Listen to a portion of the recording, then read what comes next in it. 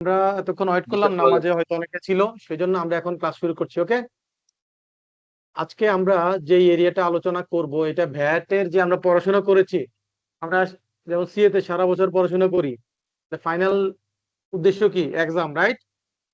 ভ্যাটেরও যে books of accounts আমরা যা যা মেনটেন করি না কেন, আলটিমেট গোল কি? ভ্যাট রিটার্ন সাবমিট করা। কি করা? ভ্যাট রিটার্ন সাবমিট করা।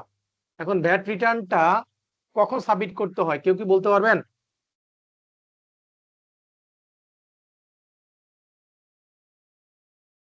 যদি এটা ভ্যাট রেজিস্টার্ড পারসন হয়, তাহলে তাদের ক্ষেত্রে ট্যাক্স পিরিয়ড কি?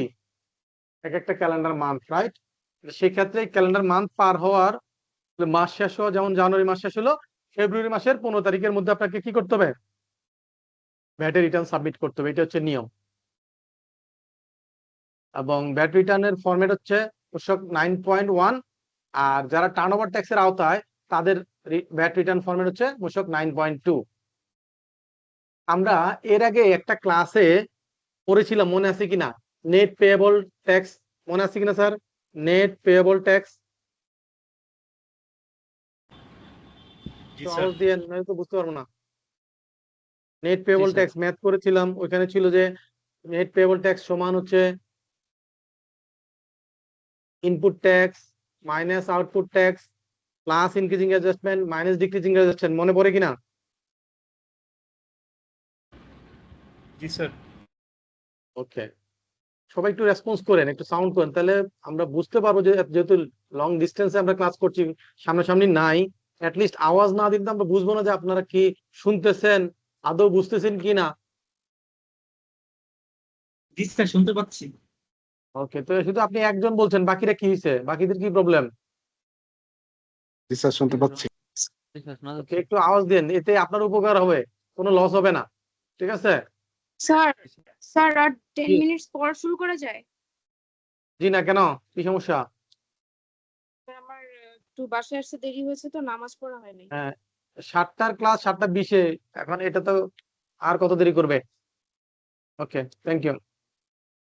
দেন তাহলে আমরা নর্মালি জানি কি, ভ্যাটের যারা ভ্যাট রেজিস্টার্ড পারসন, তারা একটা মান্থ শেষ হওয়ার পরবর্তী 15 দিনের মধ্যে কি করবে? এই যে দেখেন, ট্যাক্স পিরিয়ড হচ্ছে ভ্যাট রেজিস্টার্ড পারসনের জন্য মান্থ। সো মান্থ শেষ হওয়ার পরবর্তী 15 দিনের মধ্যে তারা কি করবে? ভ্যাট রিটার্ন সাবমিট করবে।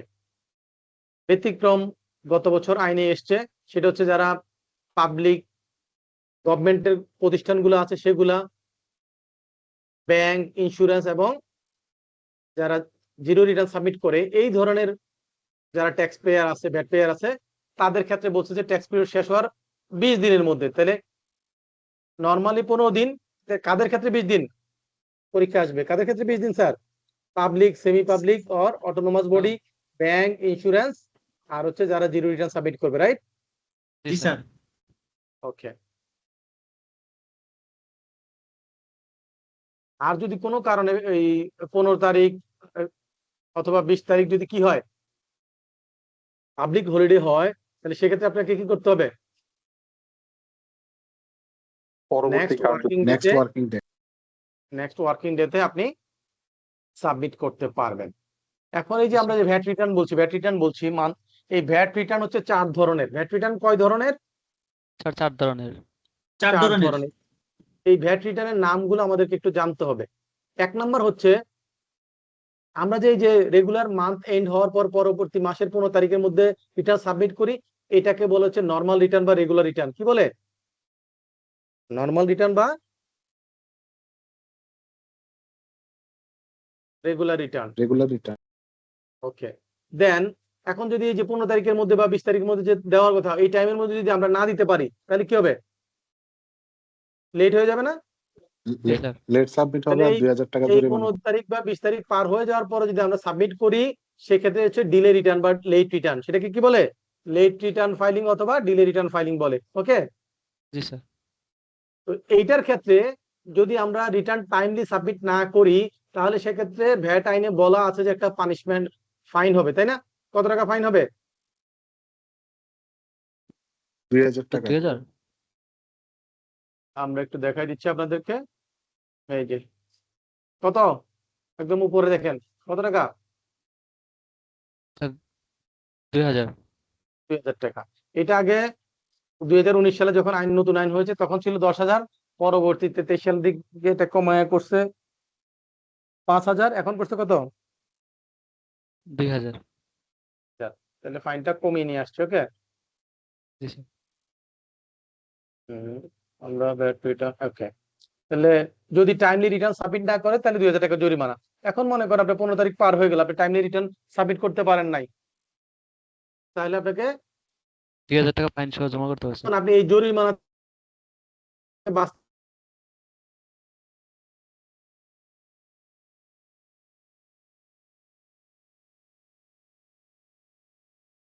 সেক্ষেত্রে আপনাকে কি করতে হবে? সেই ক্ষেত্রে আপনাকে একটা অ্যাপ্লিকেশন করতে হবে, সাবমিট করতে চাচ্ছেন সেটার জন্য আপনাকে কি করতে হবে? একটা অ্যাপ্লিকেশন করতে হবে। সেটা হচ্ছে মূসক 9.3 এর মাধ্যমে। কিসের মাধ্যমে? স্যার মূসক 9.3 এর মাধ্যমে। 9.3 এর মাধ্যমে। তাহলে দেরিতে যদি লেট করে রিটার্ন সাবমিট করতে চান তাহলে মূসক 9.3 এর মাধ্যমে অ্যাপ্লিকেশন করতে হবে। কখন অ্যাপ্লিকেশন করতে হবে? 7 দিনের মান্থ মধ্যে। এন্ড হওয়ার মধ্যে। যেমন জানুয়ারি রিটার্ন আমরা ফেব্রুয়ারির 7 তারিখের মধ্যে আমাদেরকে অ্যাপ্লিকেশন করে জানাইতে হবে যে আমি 15 তারিখের মধ্যে রিটার্ন সাবমিট করছি না। তাহলে জানুয়ারি রিটার্ন এর জন্য লেটার রিটার্ন সাবমিট করতে গেলে কি করব? ফেব্রুয়ারি মাসের 7 তারিখের মধ্যে আমরা অ্যাপ্লিকেশন করে জানাতে হবে যে আমি এটা 15 তারিখের মধ্যে সাবমিট করতে পারছি না। কথা কি বুঝতে পেরেছি স্যার? জি স্যার। ওকে, তাহলে সেই ক্ষেত্রে অ্যাপ্লিকেশন করলে এটা আপনাকে সর্বোচ্চ 1 মাস সময় দিতে পারে। কতদিন সময় দিবে? স্যার 1 মাস। 1 মাস। ডিউ ডেট থেকে 1 মাস। তো ডিউ ডেট কত? 15 তারিখ। তাহলে 15 তারিখ থেকে 1 মাসে পরের মাসে 15 তারিখ, রাইট? স্যার আর আপনি অ্যাপ্লিকেশন করার 7 ডেজ এর মধ্যে কমিশনার কি করবে? এটা যাচাই বাছাই করে যদি রিজন যা দেখিয়েছেন সব ঠিকঠাক থাকে তাহলে তারা এটা অ্যাপ্রুভ করে দিবে। ওকে, আর যখন তারা অ্যাপ্রুভ করে দিবে তখন আপনি রিটার্নটা সাবমিট করার জন্য অপশনটা আপনার আইডিতে চলে আসবে। দেন আপনি এই লেট রিটার্নটা সাবমিট করবেন। এই যে অ্যাপ্লিকেশন করলেন, অ্যাপ্লিকেশন করলে তারা যদি অ্যাপ্রুভাল দেয়, আপনি যদি লেট রিটার্ন সাবমিট করেন তাহলে সেই ক্ষেত্রে ওই যে 2000 টাকা জরিমানা, সেই জরিমানাটা দিতে হবে না। কথা কি ক্লিয়ার?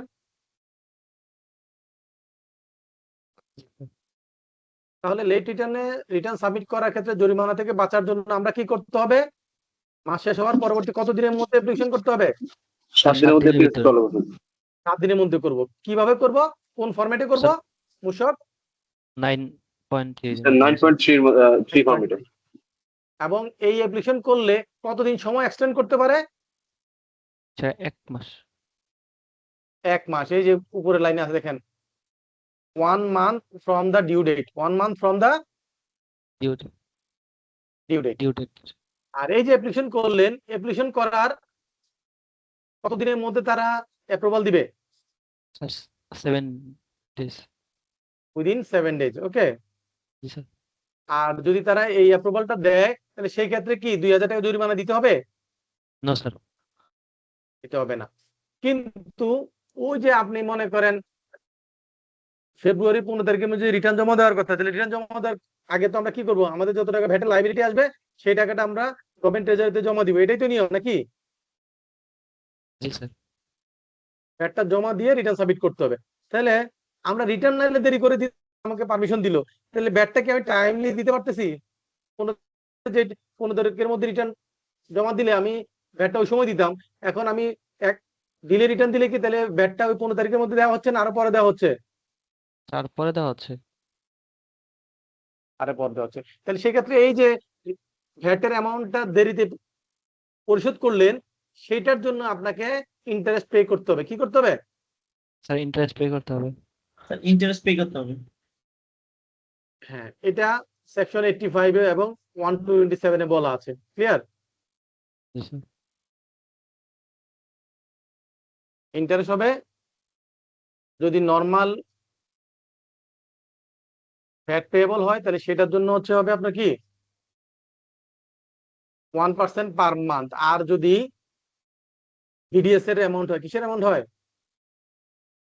ভ্যাট ডিডাক্টেড এট সোর্স এর অ্যামাউন্টটা দেরিতে পেমেন্ট করা হয়, তাহলে সেক্ষেত্রে হচ্ছে 2% হাফ ইয়ারলি, 2% হাফ ইয়ারলি। এই দুইটা বলা আছে।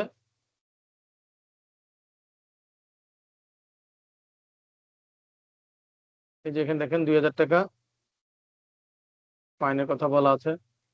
এখানে একটা সিনারি দিয়েছে যে সে 15 তারিখের মধ্যে এটা সাবমিট করার কথা, পারে নাই, সে আবার এইটা কি অ্যাপ্লিকেশন করছে, কি কি জরিমানা কি হবে না হবে, আমরা যা যা বললাম এটা দিয়ে একটা সিনারি দিয়েছে, সেটা অ্যান্সার করতে হবে।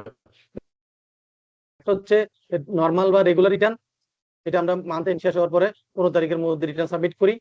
আর যদি কোনো কারণে আমরা টাইমলি রিটার্ন সাবমিট না করতে পারি, তাহলে লেটে যদি রিটার্ন সাবমিট করি তাহলে সেটাকে লেট রিটার্ন বলে। ঠিক আছে, দুইটা শিখলাম। 3 নাম্বার হচ্ছে আমরা রিটার্ন সাবমিট করেছি, কিন্তু পরবর্তীতে বুঝতে পেরেছি যে রিটার্নের মধ্যে আমি কোনো ধরনের এরর বা ভুল করেছি, তাহলে সেক্ষেত্রে ওই রিটার্নটা কি করতে হবে? কারেকশন করতে হবে না স্যার? জি স্যার। আপনি জি, স্যার। টাইমলি 15 তারিখের মধ্যে রিটার্ন সাবমিট করছেন, কিন্তু পরবর্তীতে গিয়ে বুঝলেন যে না, আপনি তো রিটার্ন সাবমিট করার সময় ভুলে একটা সেলস কম দেখিয়েছেন, অথবা ভুলে একটা মনে করেন সেলসের ফিগার হবে 2 লাখ, ভুলে টাইপ করার সময় 20,000 টাইপ করছেন, তাহলে কি হবে? এরর হয়েছে। তাহলে সেক্ষেত্রে এটা কারেকশন করতে হবে। কারেকশন করতে গেলে আপনাকে ওই রিটার্নটা সাবমিট করার পর তো আপনার অ্যাক্সেস আর থাকে না, এটা চলে যায় কার অ্যাক্সেসে? NBR অ্যাক্সেসে।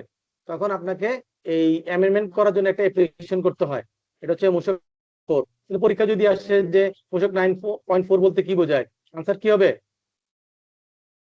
Amendment of return, right? কি হবে?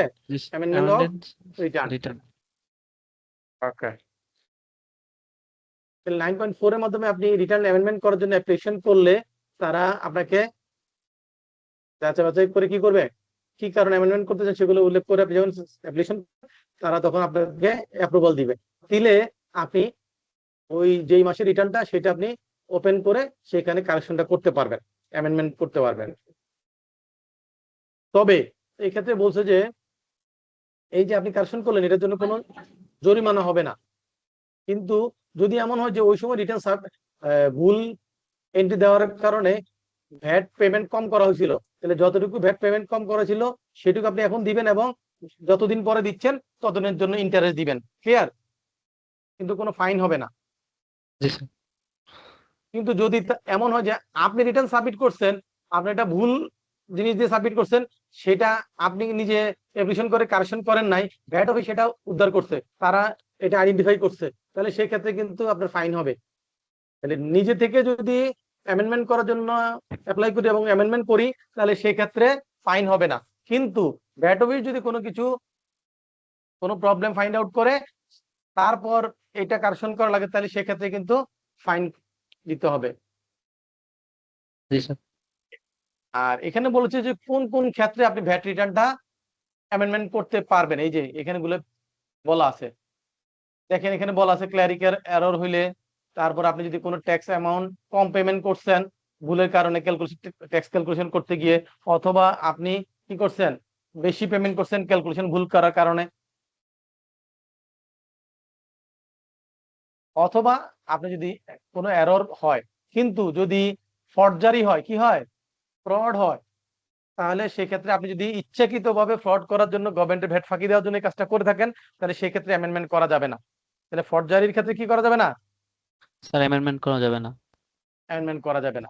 এবং এই যে অ্যামেন্ডমেন্ট, এইটা কত সময়ের মধ্যে রিটার্নটা, মনে করেন আপনি 2025 সালের জুন মাসের রিটার্ন, তাহলে এটা কত সময় পর্যন্ত এটা রিটার্নটা অ্যামেন্ডমেন্ট করতে পারে, কতদিন পরে গিয়ে এটা অ্যামেন্ডমেন্ট করার সুযোগ থাকবে? এটা হচ্ছে 4 ইয়ার্স। কত বছর পর্যন্ত অ্যামেন্ডমেন্ট করতে পারবেন? Sir 4 years. তাহলে এখন কোন মাস চলে? জুন মাস। তাহলে এখান থেকে পিছনের 4 বছর পর্যন্ত যে কোনো মাসে রিটার্ন আপনি অ্যামেন্ডমেন্ট করার জন্য অ্যাপ্লাই করতে পারবেন। কিন্তু 4 বছরের বেশি সময় পার হয়ে গেছে এমন কোন মাসে রিটার্ন অ্যামেন্ডমেন্ট করার জন্য অ্যাপ্লিকেশন করতে পারবেন না। কথা কি বুঝতে পেরেছি স্যার? জি স্যার। এগুলো পরীক্ষা আসবে, আমি যে যে জিনিসগুলো পরীক্ষা আসবে ইম্পর্টেন্ট সেগুলো কিন্তু এখানে মার্ক করে দিয়েছি, কালার করে দিয়েছি, এগুলো ভালো করে মনে রাখতে হবে। এখন বলছে যে ভ্যাট অফিস থেকে যদি আপনাকে কোনো কোয়ারি করে বা কোনো চিঠি দেয় কোনো একটা মান্থের বা কোনো একটা পিরিয়ডের ভ্যাট রিটার্ন সম্পর্কে, তারপর যদি আপনি বুঝেন যে না আমি তো ওইখানে ঘটনা ঘটাইছি, এখন তো ভ্যাট অফিস টের পেয়ে গেছে, আমাকে এটা অ্যামেন্ডমেন্ট করে ফেলতে হবে, আপনি তখন আর পারবেন না, কারণ ভ্যাট অফিস অলরেডি কি আইডেন্টিফাই করেছে, ডিসকভার করেছে, ইনকোয়ারি শুরু করছে। ভ্যাট অফিস যদি কোনো ইনকোয়ারি শুরু করে বা কোনো কিছু ডিসকভার করে, তাহলে সেক্ষেত্রে সেই ধরনের কোনো এরর বা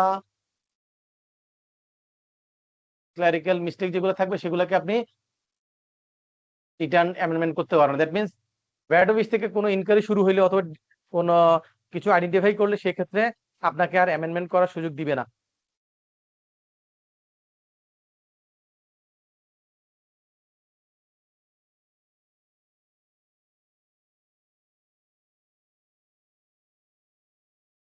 যদি আপনি নিজে থেকে রিটার্ন অ্যামেন্ডমেন্ট করার জন্য অ্যাপ্লিকেশন করেন, তাহলে সেই ক্ষেত্রে আপনার ভ্যাট কম পেমেন্ট করছেন সেটার জন্য জরিমানা হবে না, কিন্তু ওই ভ্যাটটা যে কম পেমেন্ট করছেন সেটার জন্য আপনার ভ্যাটটা পেমেন্ট করতে হবে, সাথে ওটা ইন্টারেস্ট দিতে হবে, কিন্তু পেনাল্টি হবে না, ইন্টারেস্ট কোনো জরিমানা হবে না। ওকে,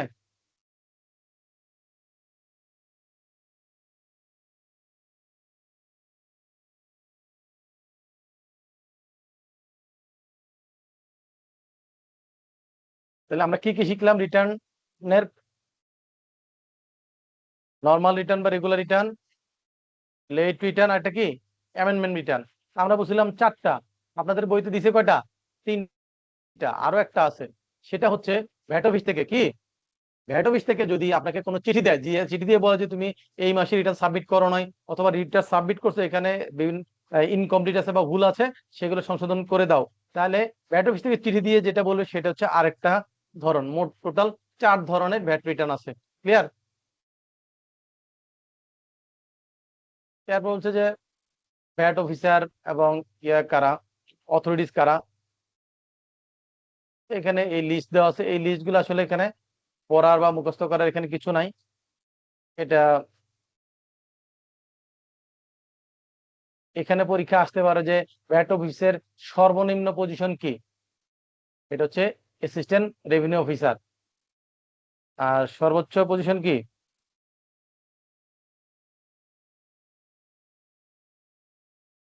চিফ কমিশনার।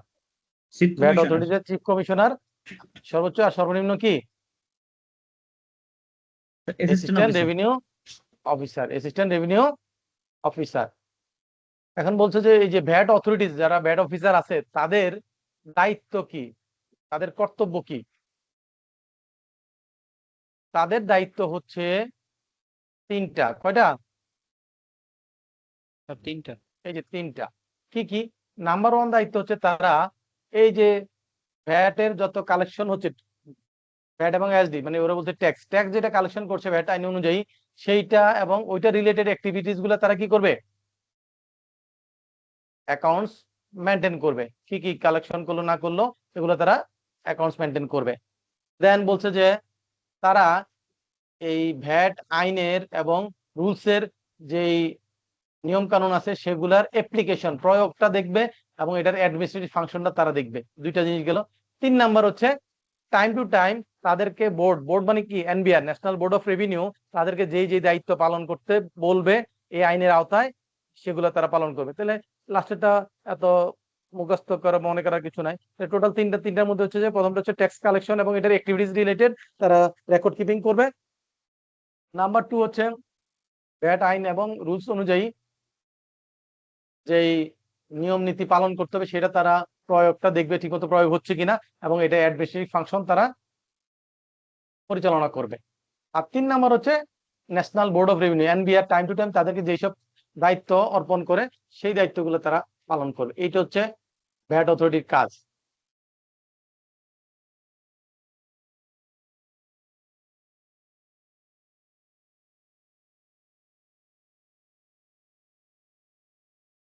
দেন হচ্ছে আমাদের পেনাল্টি ফাইন যেগুলো আছে, কনসিকুয়েন্স অফ নন কমপ্লায়েন্স। আপনি যদি কোনো নন কমপ্লায়েন্স করেন সেটার কনসিকুয়েন্স কি হবে, সেটা আমরা আমাদের ম্যানুয়ালে দেখবেন বা ভ্যাট আইনে দেখবেন সেকশন 85 দেওয়া আছে। কোথায় দেওয়া আছে? সেকশন 85। এই যে এখানে, এই যেখানে কালার করে দিচ্ছি, সেকশন 85 এ দেওয়া আছে। কি কি দেওয়া আছে এখানে দেখেন অনেকগুলা। এই যে কে এল এম এন ও, ও পর্যন্ত কয়টা নাম্বার হয় স্যার?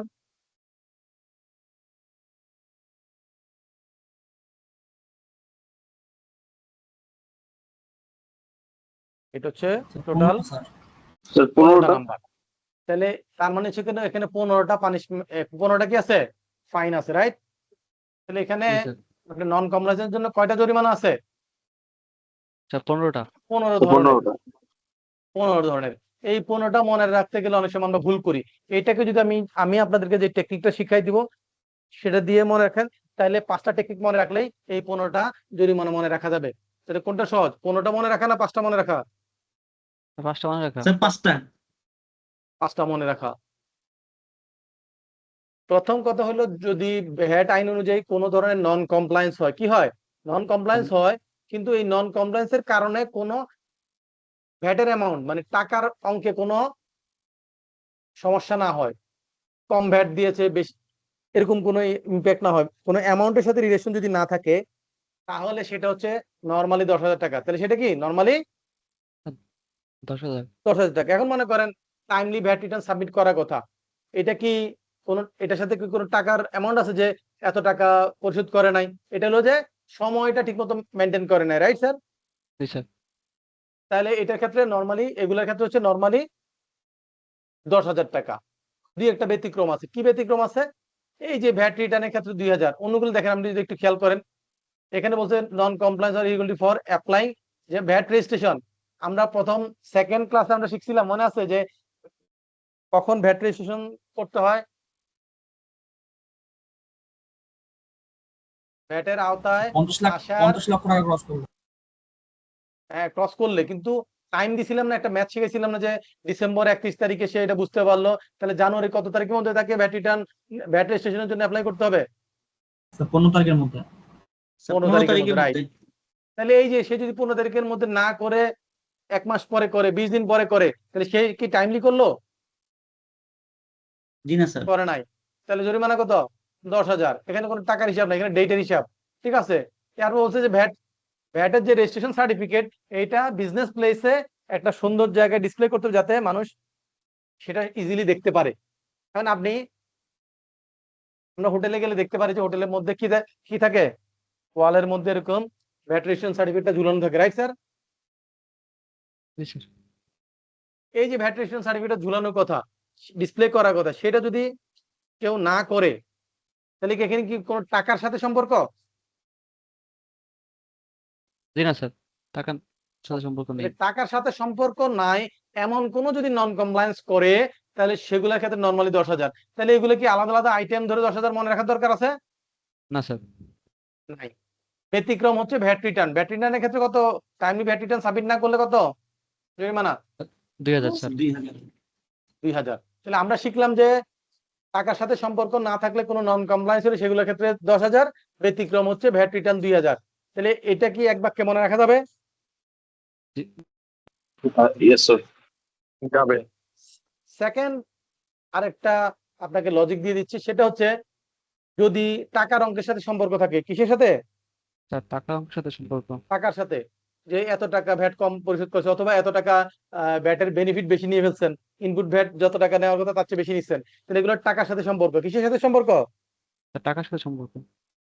টাকার সাথে যদি সম্পর্ক হয়, সেই ক্ষেত্রে নরমালি হচ্ছে যত টাকার সমস্যা, সেই টাকার অর্ধেক থেকে সমপরিমাণ পর্যন্ত। যেমন মনে করেন যদি 1 লাখ টাকা প্রবলেম হয়, তাহলে 50,000 টাকা থেকে 1 লক্ষ টাকা পর্যন্ত কি হইতে পারে, জরিমানা হতে পারবে। তাহলে টাকার সাথে সম্পর্ক থাকলে সেটা হচ্ছে মিনিমাম হাফ, ম্যাক্সিমাম কত পর্যন্ত জরিমানা হতে পারে? একদম ইকুয়াল। সমান অ্যাকাউন্ট।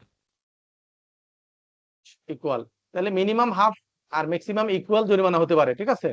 তাহলে জি এটা স্যার। যদি টাকার সাথে সম্পর্ক থাকে, তাহলে দুইটা লজিক শিখলাম। কয়টা লজিক শিখলাম? স্যার 2টা। দেখেন, এই যে দেখেন ইকুয়াল আর হাফ আছে না, এই যে দেখেন এগুলাতে কি আছে, 10,000 10,000 10,000। তাহলে দেখেন সবগুলো 10,000 এক লাইনে শেষ। এই যে হাফ আর ইকুয়াল 10,000, তাহলে এগুলা সবগুলা কভার হয়েছে, রাইট? এই যে হাফ আর ইকুয়াল সবগুলা হবে, শুধু একটা ব্যতিক্রম আছে। কি আছে? একটা ব্যতিক্রম আছে। ব্যতিক্রমটা কি? Input tax rebate. কেউ যদি ইনপুট ট্যাক্স রিবেট এর ক্ষেত্রে তার কোনো নন কমপ্লায়েন্স, সে যদি বেশি ইনপুট ট্যাক্স রিবেট নিয়ে ফেলে, মনে করে সে 5 লাখ টাকা ইনপুট ট্যাক্স রিবেট নিয়েছে, তাহলে সেক্ষেত্রে হচ্ছে তার ক্ষেত্রে হচ্ছে মিনিমাম 30%, ম্যাক্সিমাম 50%। 50%। তাহলে ইনপুট ট্যাক্স রিলেটেড যদি টাকার অঙ্কে কোনো সমস্যা হয় তাহলে মিনিমাম 30, ম্যাক্সিমাম 50। তাহলে আমরা যদি এভাবে মনে রাখি, ইনপুট ট্যাক্স ক্রেডিট ব্যতীত অন্য কোনো কারণে যদি ভ্যাটের অ্যামাউন্টের সমস্যা হয় তাহলে সেই ক্ষেত্রে হাফ অর ইকুয়াল এটা বলা যায় কিনা? জি স্যার, বলা আর যেত। আর হচ্ছে ইনপুট ট্যাক্স ক্রেডিটের ক্ষেত্রে সেক্ষেত্রে হচ্ছে মিনিমাম 30%, ম্যাক্সিমাম 50%। তাহলে আমরা এখানে চারটা লজিক টোটাল এই পর্যন্ত শেষ করলাম। লাস্টে একটা লজিক আছে, সেটা হচ্ছে যদি ওই যে আমরা এসআরওর মাধ্যমে যে এক্সামটেড, যেন আমরা শিখেছিলাম ফার্স্ট শিডিউলের মাধ্যমে এক্সামটেড হয়, এসআরওর মাধ্যমে এক্সামটেড হয়, রাইট স্যার? মনে আছে জি কি? স্যার। জি স্যার। তো ওই এসআরওর ক্ষেত্রে এসআরওর শেষের দিকে গিয়ে লেখা থাকে যে তাদেরকে কি কি নিয়ম কানুন মেনে চলতে হবে এই এক্সামশনটা অ্যাভেল করার জন্য। ক্লিয়ার? সেই যে কন্ডিশন গুলো দেওয়া থাকে সেই কন্ডিশন গুলো যদি আপনি ফুলফিল না করে এক্সামশনটা অ্যাভেল করেন তাহলে সেই ক্ষেত্রে আপনাকে 25,000 টাকা জরিমানা করবে। কত টাকা জরিমানা করবে? স্যার 25,000 টাকা। তাহলে এই যে দেখেন এই 15টা জরিমানা, এখন আমরা এই 3-4টা কথায় কি মনে রাখা সম্ভব না স্যার? জি স্যার, এখন সম্ভব, এখন বুঝতে পারছি। সম্ভব। নাহলে পরীক্ষার সময় তো উল্টাপাল্টা আনসার করে দিতাম, তাই না? জি স্যার। তাহলে যারা মনে করেন আজকে ক্লাসে জয়েন করে না তাদের জন্য কি উপকার হয়েছে না লস হয়েছে? স্যার অবশ্যই লস। অবশ্যই লস লস, আছে। পুরোটাই অবশ্যই লস হয়েছে। আর যারা আছি আমরা অবশ্যই পাস করে যাবো সিরিয়াসলি পড়লে, রাইট? ইনশাআল্লাহ। ওকে। এখন বলছে যে যদি কেউ আনইনটেনশনালি কোনো ভ্যাট অ্যাভয়েডেন্স করে, ভ্যাট ফাঁকি দেওয়ার চেষ্টা, মানে ভ্যাটটা অ্যাভয়েড হয়েছে, ভ্যাটটা সে ইচ্ছাকৃতভাবে ভ্যাটটা ফাঁকি দেয় নাই, তাহলে সেক্ষেত্রে কি হবে না? স্যার কোনো ফাইন পেনাল্টি, হবে না? হবে না। ফাইন হবে না। এখন মজার ব্যাপার হইলো যে কোনো মানুষ পৃথিবীতে যখনই কোথাও আটকা পড়ে, ধরা পড়ে, সে বলবে যে আমি ইচ্ছা করে কাজটা করি নাই। এটাই তো স্বাভাবিক, রাইট? জি স্যার। তাহলে ভ্যাট অফিস কি করে বুঝবে যে আপনি ইচ্ছাকৃত করছেন না অনিচ্ছাকৃত করছেন? এই জন্য তারা কি করে সব ক্ষেত্রে জরিমানা করে দেয়। কারণ আপনি যে ইচ্ছাকৃত করেন নাই তাহলে এটা আপনাকে প্রুফ করতে হবে। এটা প্রুফ করা কঠিন, কারণ আপনি যেই সব লজিক দিবেন, যেসব তথ্য দিবেন, ভ্যাট অফিস সেটা মানতে চাইবে না, কারণ গভর্নমেন্টের রেভিনিউ কালেকশন করতে চায়, রাইট? জি স্যার। তাহলে বলছে যে আইন একটা নিয়ম রাখছে যে যদি কেউ অনিচ্ছাকৃত ভাবে ভ্যাট ফাঁকি হয় তাহলে সেই ক্ষেত্রে কি হবে না? ফাইন ভ্যাট হবে না। অ্যাভয়েডেন্স হলে সেক্ষেত্রে, পেনাল্টি হবে আনইনটেনশনাল না। ভ্যাট অ্যাভয়েডেন্স হলে সেক্ষেত্রে পেনাল্টি হবে না। কিন্তু এই যে আনইনটেনশনাল হয়েছে এটা প্রুফ করার দায়িত্ব কার? স্যার বিজনেসের। ভ্যাট ট্যাক্স পেয়ারকে, রাইট? করদাতাকে হ্যাঁ কি স্যার, করতে কেমনে হবে? করবে? হ্যাঁ, এখন আপনি যতভাবেই করেন না কেন গভর্নমেন্ট অফিস বলবে যে না আমি এটা মানি না যে তুমি আনইনটেনশনালি করছো। তাহলে না মানলে কি হবে? জরিমানা বাধ্যতামূলক, রাইট? স্যার এই এটা হইলো কি অবস্থা। ভ্যাট অফিসারের ইচ্ছা হয়ে যায় না বিষয়টা? হ্যাঁ, তা তো হয়ে যান, কি করবে আপনি? আপনাকে বলছে যে আপনাকে প্রুফ করতে হবে যে এটা বলছে আনইনটেনশনাল। তাহলে আনইনটেনশনাল এর জন্য তো কোনো আইনে কোনো ব্যাখ্যা নাই যে এই জিনিসটা হলে আনইনটেনশনাল বুঝাবে। আপনার ইন্টেনশন ছিল কি না আপনি আর আপনার ফেরেশতা ছাড়া আর কারো কি বলার কোনো সুযোগ আছে? হ্যাঁ স্যার। তাই না? চাইলে তো স্যার সে অনেককে বাঁচাই দিতে পারে, যে এটা বলে যে সে এখন আনইনটেনশনাল। নির্ভর করবে যে ভ্যাট অফিসারের মতিগতির উপর। সে যদি মনে করে যে না এটা উনি যা যা বলছে এটা ঠিকই আছে, আনইনটেনশনাল, আচ্ছা তাহলে মাফ করে দিলাম। কিন্তু তারা চাইবে আসলে গভর্নমেন্টের রেভিনিউ বাড়ানোর জন্য। এখন যদি এমন হয় যে ভ্যাটের অ্যামাউন্ট অনেক বড় আর তাহলে এটা ফাইনটা সমপরিমাণ হইতে পারে, মনে করেন 5 কোটি টাকা ভ্যাট ফাঁকিয়েছে, তাহলে জরিমানা মূল টাকা তো দিবেন, সাথে আরো সমপরিমাণ যদি ভ্যাট হয়, 5 কোটি টাকা ফাঁকি দিয়েছেন, 5 কোটি টাকা দিবেন, সাথে আরো 5 কোটি টাকা কি করবেন? জরিমানা দিবেন। তাহলে আপনি কি করবেন? এই এত বড় জরিমানা থেকে বাঁচার জন্য তার হাতে পায়ে ধরবেন, তাকে ম্যানেজ করার চেষ্টা করবেন। সে এক পর্যায়ে বলবে যে ঠিক আছে আমি তো ম্যানেজ এই ছোটখাটোতে হই না, আমাকে আমার জন্য কিছু বেনিফিট দেন, তারপর আমি চিন্তা করবো যে আমি ম্যানেজ হবো কিনা, তাই না? জি স্যার। তখন স্যার, গিয়ে পাস করছে। বিজনেসম্যানরা কি করবে? তখন বিজনেসম্যানরা যখন দেখতেছে আইনগতভাবে সেটা প্রুফ করতে পারতেছে না যে আনইনটেনশনাল, তখন সে ভ্যাট অফিসকে ম্যানেজ করার চেষ্টা করে, টাকা পয়সা দিয়ে কোন রকম জরিমানা, বড় জরিমানা থেকে বাঁচার চেষ্টা করে, স্যার তখন আনইথিক্যাল ব্যাট অফিস কাজকর্ম কি করে। প্রুফ করে দেয় যে এটা আনইনটেনশনাল ছিল? না, সে তখন বলবে যে তুমি যেটা বলেছো যে আনইনটেনশনাল, আমরা এটাকে মেনে নিয়েছি, আমরা এটা বুঝতে পেরেছি যে তুমি আনইনটেনশনাল করেছো। আপনি যখন স্যার তাকে ওটা তো ওরা বেনিফিটটা স্যার দিবেন, বেনিফিট ছাড়াও তো এটা বলতে পারে। বেনিফিট ছাড়া একজন কেন করবে? মনে করেন আপনি বিপদে পড়ছেন, এখন এমনি আপনাকে স্যার আটকালে টাকা কনফিডেন্স পাওয়া যাবে, আপনাকে আটকালে টাকা পাওয়া যাবে, তাহলে সে কি আপনাকে টাকা না নিয়ে ছাড়াটা বোকামি হবে না তার জন্য? স্যার এটা আনইথিক্যাল হয়ে গেল না? হ্যাঁ, আনইথিক্যালি তো করবে। তো ইথিক্যাল হয়তে, এখন যদি ভ্যাট অফিসারটা আনইথিক্যাল হয়, তাহলে তো সে আপনার এই যতভাবেই বুঝান সেটা মানতে রাজি হবে না। কথা বুঝতে পারছি কিনা? তখন বিজনেসও বাধ্য হয়ে আনইথিক্যাল কাজ করতে হয়। জি স্যার। তা আমরা পড়াশোনা করতেছি, তাহলে স্যার রাইট কাজটা কি স্যার? এমনি হচ্ছে স্যার একটু মাফ করে দেওয়া এটা উচিত হবে? এরকম নজির খুবই কম যে আপনাকে মাফ করে দিবে, এরকম নজির খুবই কম, অল্প। কিন্তু স্যার যেগুলোতে একটু লিনিয়েন্ট হওয়া উচিত না অ্যামাউন্ট বিজনেস কম গুলোর থাকে, সাথে? যেগুলোতে ভ্যাটের অ্যামাউন্ট কম থাকে, সেগুলোর ক্ষেত্রে হয়তো কমিশনার তখন বলছে কয় টাকা জরিমানা হবে, ঠিক আছে মাফ করে দিলাম। অথবা মিনিমাম 50,000 টাকা একটা জরিমানা দিয়ে ছেড়ে দেয়, 50,000 1 লাখ টাকা জরিমানা করে ছেড়ে দেয়।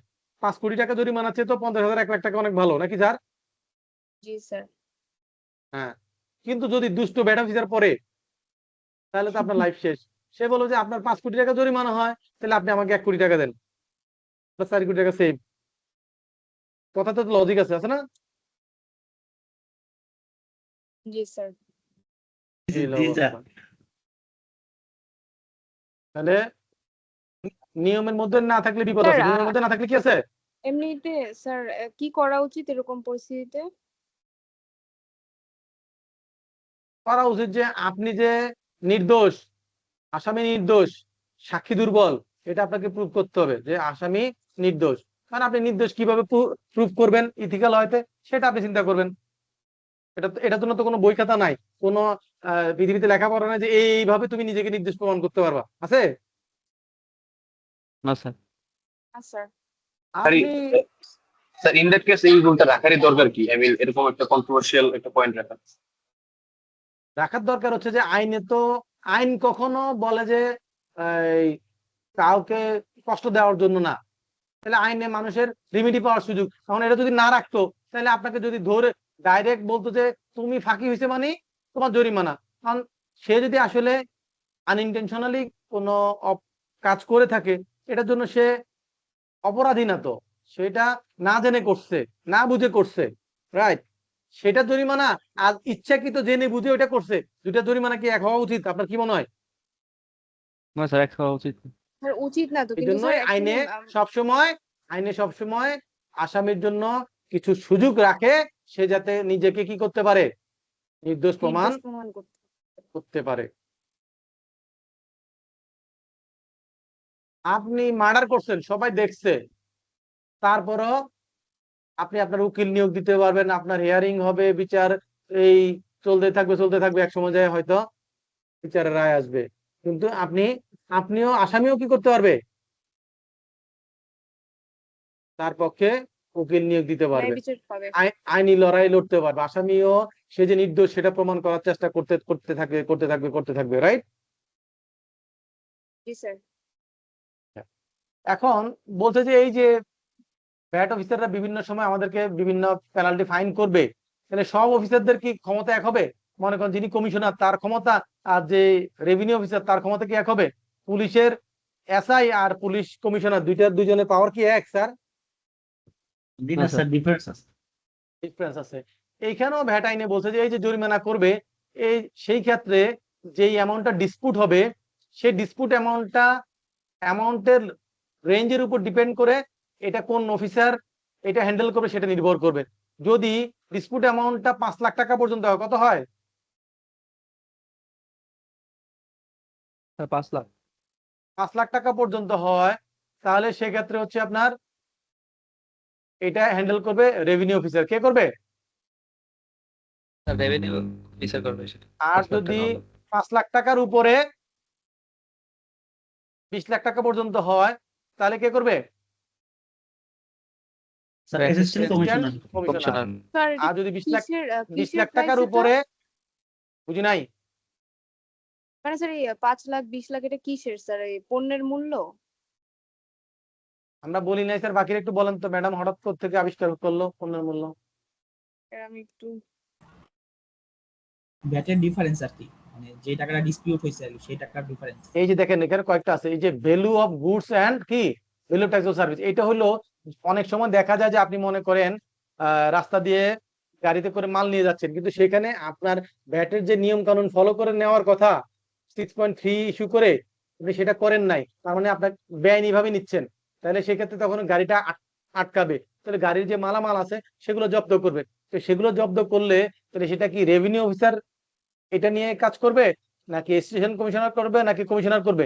এটা নির্ভর করবে এটার মূল্যটা কত, এই যে গুডসটা আটক করছে সেটার মূল্যটা কত। তাহলে এখানে যদি 1 কোটি টাকার উপর ভ্যালু হয়, কত কোটি টাকার উপর? স্যার 1 কোটি টাকা। 1 কোটি। 1 কোটি টাকার উপর ভ্যালু হলে কার কাছে চলে যাবে? স্যার কমিশনারের কাছে। কমিশনারের কাছে। আপনাদের পরীক্ষায় এরকম লিমিট দিবে, বলবে যে এত টাকার গুডস আটক করা হয়েছে, তাহলে এটা কোন অফিসারের অথরিটিতে পড়বে? যদি মনে করেন 35 লাখ টাকা বললো, তাহলে কোন অফিসারের আওতায় পড়বে বলেন তো? Sir joint commissioner. Joint sir commissioner. Joint commissioner.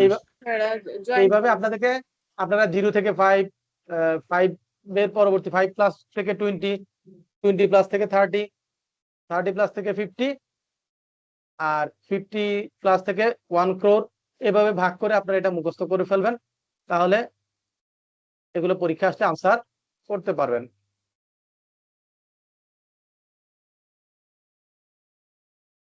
এখন বলছে যে ভ্যাট আইনে অডিট অ্যান্ড ইনভেস্টিগেশন, ভ্যাটের অডিট, হ্যাঁ, তো ভ্যাটের অডিট করার জন্য কিছু নির্দিষ্ট প্রসেস আছে, এই প্রসেসটা আপনাদের ম্যানুয়ালে পুরোটা দেওয়া নাই। যেমন দেখেন এখানে 13.13 থেকে শুরু করছে, আসলে এটার স্টার্টিং হবে 13.1 থেকে। কত থেকে? স্যার 1 থেকে। 13.1 থেকে, কিন্তু এখানে দেখেন 13.3 দিয়েছে, এরপরে কিন্তু আর বাকিগুলা নাই। এইটা 13.6, 5, 7, 10 পর্যন্ত আছে। তো এখানে জাস্ট আপনাদের পরীক্ষার জন্য এখানে সামান্য কিছু এরিয়া আপনাদেরকে আইডিয়া দিয়েছে, বাকিগুলা পরের লেভেলে প্রফেশনাল লেভেলে শিখাবে। কোথায় শিখাবে এটা? স্যার প্রফেশনাল লেভেলে। এই যে বলছে যে in order to prevent tax evasion, কর ফাঁকি আদায় বন্ধ করার জন্য কমিশনার কি করতে পারে? কমিশনার অথবা ডিরেক্টর জেনারেল অডিট কন্ডাক্ট করতে পারবে বা ইনভেস্টিগেশন করতে পারবে। কোথায় করতে পারবে? ট্যাক্স পেয়ার্স এর ইকোনমিক অ্যাক্টিভিটিস এর উপর। তাহলে এটা করলে তাহলে ডিউলি এম্পাওয়ার্ড, তাহলে তারা কি করবে? এই কমিশনার বা ডিরেক্টর জেনারেল কোনো ভ্যাট অফিসারকে কি করবে? অথরিটি দিবে যে তুমি এই কোম্পানির বা এই ফার্মের অডিট বা ইনভেস্টিগেশনটা পরিচালনা করো।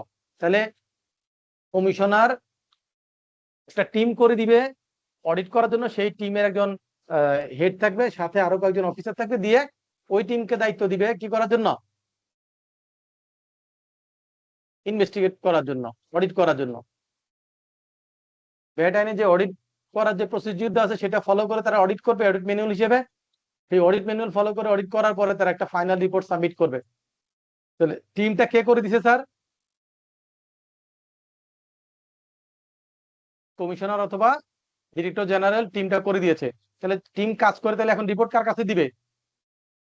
যারা টিম করে দিয়েছে তাদের কাছে, রাইট? কমিশনারের কাছে। হ্যাঁ। তাহলে স্যার অডিট কোনো করার বিজনেস জন্য যদি গোপনে কাজকর্ম চালায়? গোপনে কাজকর্ম চালাইলে ওই যে তাদের ফ্যাক্টরিতে যাবে, যাইয়া তথ্যের ভিত্তিতে তাদের ফ্যাক্টরিতে গিয়ে কি করবে? তারা অভিযান চালাবে, চালায় ওইখান থেকে সব ডাটা তথ্য ওগুলা সব কালেক্ট করে নিয়ে আসবে, আনার পর আবার হিসাব করবে যে সে কি কি পরিমাণ ভ্যাট ফাঁকি দিছে, এগুলো অডিট করে তাকে একটা অডিট রিপোর্টের বেসিসে তাকে একটা অ্যাসেসমেন্ট অর্ডার দিয়ে দিবে, ভ্যাটের ক্লেম কোড দিয়ে দিবে, আবার ওই জি স্যার। ভ্যাটের টাকা পরিশোধ করার জন্য তাদেরকে বলে দিবে। এই যে ভ্যাটের অডিট, ডেডলাইন দিয়ে এই ভ্যাটের অডিট 5 বছর পর্যন্ত করা যায়। কত বছর পর্যন্ত? 5 বছর পর্যন্ত। মনে করেন এই আজকে ডেট থেকে পিছনের 5 বছর পর্যন্ত যখনই তারা চিঠি দিবে, তাহলে কারেন্ট ডেট থেকে পিছনে 5 বছর পর্যন্ত অডিটের জন্য তারা চিঠি দিতে পারবে আপনাকে। কেন? ওই যে মনে আছে ব্যাটের বুকস অফ অ্যাকাউন্টস আমরা কত বছর রাখি, 5 ভ্যাটের বছর। বইপত্র কত, 5 বছর। এই জন্যই রাখি, কারণ ভ্যাট আইনে অডিটের সময় দেওয়া আছে 5 ইয়ার্স। তো সেই জন্য 5 ইয়ার্স পর্যন্ত আপনার পিছনের ডকুমেন্ট গুলো রাখতে হবে। হ্যাঁ, দেন স্যার অনলাইন বিজনেস হলে কোনো ফ্যাক্টরি অনলাইন নাই? বলেন অফলাইন বলেন যা যা বলেন সব একই কথা ম্যাডাম। তবে ব্যতিক্রম হচ্ছে 100% এক্সপোর্ট ওরিয়েন্টেড হইলে তাদের ক্ষেত্রে 3 ইয়ার্স। তাদের ক্ষেত্রে কত বছর? 3 বছর। তাহলে নর্মালি 5 ইয়ার্স পর্যন্ত অডিট করা যায়, আর 100% 3 বছরের বেশি সময়ে পিছনের অডিট করতে পারবে না। এই দুটো জিনিস মনে রাখা লাগবে, ঠিক আছে? আর যদি কোনো প্রতিষ্ঠানের কোনো সময়ের অডিটের এই যে সরি সময়ের কোনো কেস চলতে থাকে, ভ্যাটের কোনো মামলা চলমান থাকে, তাহলে যতদিন পর্যন্ত না ওই মামলা সম্পন্ন হয় ততদিন পর্যন্ত আমরা কি করতে হবে? ভ্যাটের বুকস অফ অ্যাকাউন্টস মেনটেন করতে হবে, এগুলা ফেলে দেওয়া যাবে না। নর্মালি 5 ইয়ার্স রাখবেন, আর যারা 100% এক্সপোর্ট ওরিয়েন্টেড তারা নর্মালি 3 ইয়ার্স রাখবে। আর ভ্যাটের অডিটে 5 ইয়ার্স পর্যন্ত পিছনে যাওয়া যায়, বেশি যাওয়া যায় না। আর যারা 100% এক্সপোর্ট ওরিয়েন্টেড তাদের ক্ষেত্রে 3 বছর পর্যন্ত অডিট করতে পারবে, পিছনে যেতে পারবে না। তবে যদি সুনির্দিষ্ট কোনো অভিযোগ বা কোনো প্রমাণ থাকে যে তারা ভ্যাট ফাঁকি দিয়েছে, এরকম কোনো তথ্য বা প্রমাণ থাকলে সেই ক্ষেত্রে যেই কোনো সময় পর্যন্ত পিছনে অডিট করতে পারে, সেটার জন্য 5 বছর কোনো ফ্যাক্টর হবে না। তাহলে কোন ক্ষেত্রে ফ্যাক্টর হবে না? যে ক্ষেত্রে আপনার কাছে সুনির্দিষ্ট কোনো প্রমাণ আছে যে ভ্যাট ফাঁকি হয়েছে। কথা কি ক্লিয়ার বুঝতে পারছি স্যার? জি sir.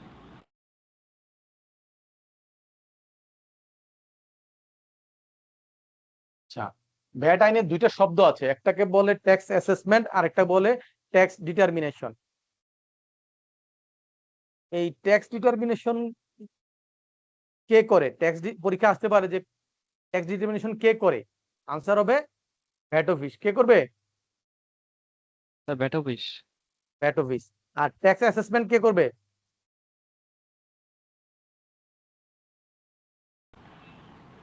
Tax payer. Tax assessment করবে ট্যাক্স পেয়ার। কে করবে? Tax payer. কেমন? যেমন দেখেন আপনি জানুয়ারি মাসের ভ্যাট রিটার্ন কিতা আপনি ফেব্রুয়ারি মাসের 15 তারিখে দেওয়ার আগে আপনি রিটার্ন প্রিপারেশনের সময় আউটপুট ভ্যাট, ইনপুট ভ্যাট বিয়োগ করে, ইনক্রিজিং অ্যাডজেশন যোগ করে, ডিক্রিজিং অ্যাডজেশন বিয়োগ করার পর একটা নেট ফিগার বের হয়। এটা কি ভ্যাট অফিস বের করে দেন না আপনি নিজে করেন? নিজে করে। এটা নিজে করেন, তার মানে ট্যাক্স পেয়ার করে। তাহলে ট্যাক্স পেয়ার হচ্ছে নিজের ট্যাক্স নিজে অ্যাসেসমেন্ট করবে। তাহলে ট্যাক্স অ্যাসেসমেন্ট হচ্ছে ট্যাক্স পেয়ার করে। আর ট্যাক্স ডিটারমিনেশন কে করে? কর নির্ধারণ কে করে? VAT VAT office office. করে। এগুলো পরীক্ষা আসতে পারে। আর কোনো ইনভেস্টিগেশন হইলে ওই ইনভেস্টিগেশন পিরিয়ডটা কমপ্লিট হওয়ার পরে তাহলে সেক্ষেত্রে আপনার কাছ থেকে যে রিটেন ব্যাখ্যা চাইবে, মনে করেন আপনার কোনো একটা অডিট হয়েছে, সেখানে কোনো অডিট ফাইন্ডিংস আসছে, সেখানে ভ্যাট ক্লেম আসছে, আপনাকে জানানোর পর আপনি এটার এগেইনস্টে আপনার কাছে যত তথ্য উপাত্ত আছে, ব্যাখ্যা আছে, আপনি সেগুলা হিয়ারিং এ এসে এগুলো সাবমিট করবেন। আপনার এই সর্বশেষ যেদিন আপনি এক্সপ্লেনেশন সাবমিট করলেন বা ডকুমেন্ট সাবমিট করলেন, সেই দিন থেকে 120 দিনের মধ্যে কি করতে হবে? কমিশনার আপনার এই ট্যাক্স ডিটারমিনেশনটা কমপ্লিট করতে হবে। ট্যাক্স ডিটারমিনেশনটা কত দিনের মধ্যে কমপ্লিট করতে হবে? 120 দিনের মধ্যে। কোন ডেট থেকে 120 দিন? রিটেন এক্সপ্লেনেশনের পরে। তাহলে আপনাকে যে ইনভেস্টিগেশন চলতেছে সেই সময় আপনার কাছ থেকে যে ডকুমেন্ট বা এক্সপ্লেনেশন চেয়েছে, সর্বশেষ যেদিন আপনি এক্সপ্লেনেশন দিয়েছেন সেই ডেট থেকে 120 দিনের মধ্যে ভ্যাট অফিস কি করবে? এই ভ্যাটের ক্লেমটা সম্পন্ন করবে। এখন বলছে যে power of VAT officer. VAT অফিসারদের আসলে অনেক পাওয়ার, ভয়ানক পাওয়ার। তারা বাংলাদেশে দেখেন এমন কোনো অথরিটি নাই যাদের কাছে সে সাহায্য চাইতে পারে না, এবং সাহায্য চাইলে তারা অবশ্যই তাকে কি করতে হবে? সহযোগিতা করতে হবে। এটা অব্লিগেটরি, অপশনাল না, মাস্ট, অব্লিগেটরি। এগুলো কি? অব্লিগেটরি, বাধ্য। Police, answer, BDP, government, semi government, যে কোনো প্রতিষ্ঠান চার্টার অ্যাকাউন্টেন্সি ফার্ম সবাই হেড অফিস থেকে যদি কোনো তথ্যপত্র চায়, ব্যাংক বলেন যাই বলেন, যে কোনো প্রতিষ্ঠান তাদের কাছে কোনো সহযোগিতা বা কোনো ডকুমেন্ট চাইলে সেটা দিতে বাধ্য। এবং তারা এই আইন অনুযায়ী তারা কি করতে পারে, এই ভ্যাট রিলেটেড এই অংশের জন্য যেই কাউকে সমন জারি করতে পারে। সমন জারি করা মানে কি? সমন জারি করা মানে হচ্ছে আপনাকে ফিজিক্যালি উপস্থিত হওয়ার জন্য নির্দেশ দিতে পারবে। কি করতে পারবে? কিলো উপস্থিতের জন্য নির্দেশ দিতে পারে। তাহলে দেখেন একজন ভ্যাট অফিসারের কত পাওয়ার, মানে একজন অ্যাসিস্ট্যান্ট রেভিনিউ অফিসার সেও ভ্যাট অফিসার, একজন কমিশনারও ভ্যাট অফিসার। একজন রেভিনিউ অফিসার যদি আপনার কোম্পানির এমডি কে চিঠি দিয়ে দেখা করতে বলে, তাহলে এটা কি শোভনীয় দেখায় স্যার? না স্যার। না স্যার। তাহলে এগুলার ক্ষেত্রে এরকম ওপেন না করে স্পেসিফিক যে হ্যাঁ এটার ক্ষেত্রে মিনিমাম অ্যাসিস্ট্যান্ট কমিশনার বা কমিশন লেভেল থেকে বা ডেপুটি কমিশনার লেভেল থেকে সমন জারি বা যে কোনো চিঠি দিবে, সেটা না করে এখন অথরিটি এমন ওপেন করে দিছে যে মনে করেন তারা তো যখন কাগজ চিঠি দেয় তারা মনে করে যে তারা পৃথিবীর সবচেয়ে উপরে, তারা ডোনাল্ড ট্রাম্প, তাই না? এই জায়গাগুলা কিছু কিছু অফিসার পাওয়ার আছে বলেই তারা এগুলো মিসইউজ করে, মানুষের সাথে খারাপ ব্যবহার করে, হ্যাঁ, মিসবিহেভিয়ার করে। এগুলা ঠিক না, এগুলো তাদের যে শুদ্ধাচরণ গভর্নমেন্টের এমপ্লয়ীদের সেটার মধ্যে পড়ে না, তারপর তারা এগুলো করে।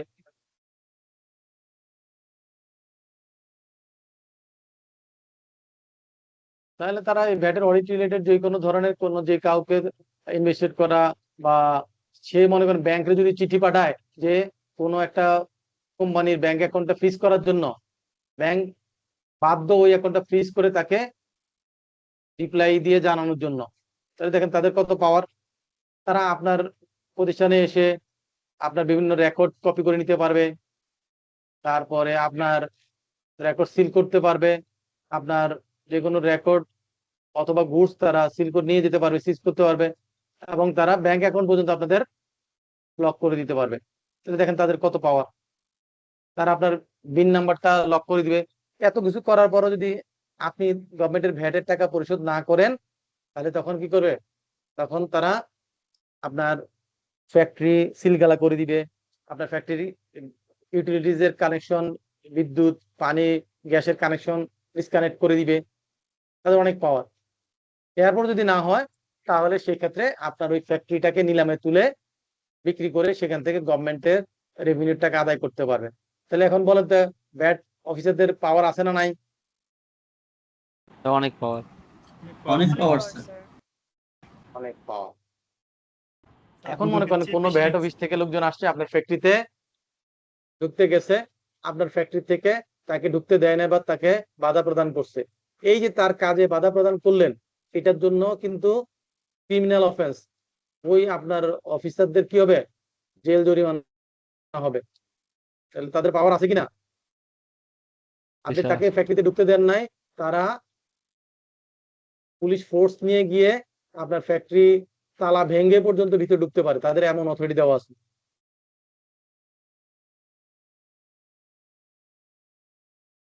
এখন বলছে যে এই ভ্যাট আইন অনুযায়ী কাস্টমস অফিসারদের কি দায়িত্ব? বলছে যে কাস্টমস অফিসারদের দায়িত্ব হচ্ছে ইম্পোর্টের ক্ষেত্রে। কোন ক্ষেত্রে? ইম্পোর্টের ক্ষেত্রে। যখন ইম্পোর্ট হয় তখন কাস্টমস কি করে? ওই কাস্টম ডিউটির সাথে ভ্যাট এবং অ্যাডভান্স ট্যাক্স এবং এসডি কি করে? কালেক্ট করে।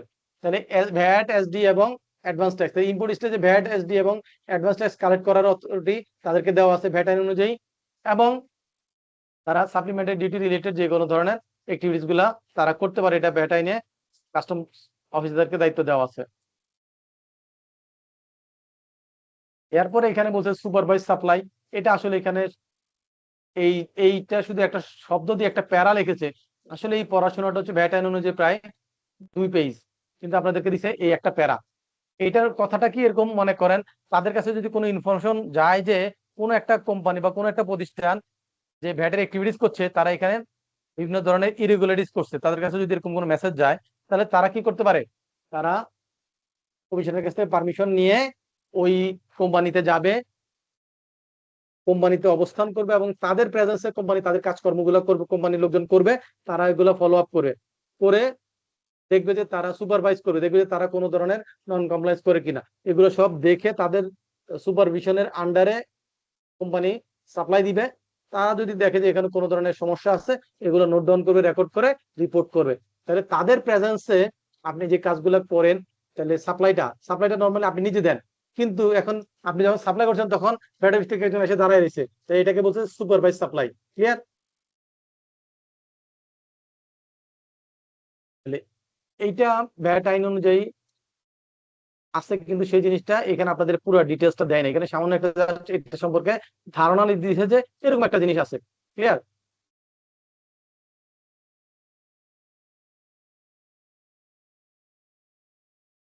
ওকে।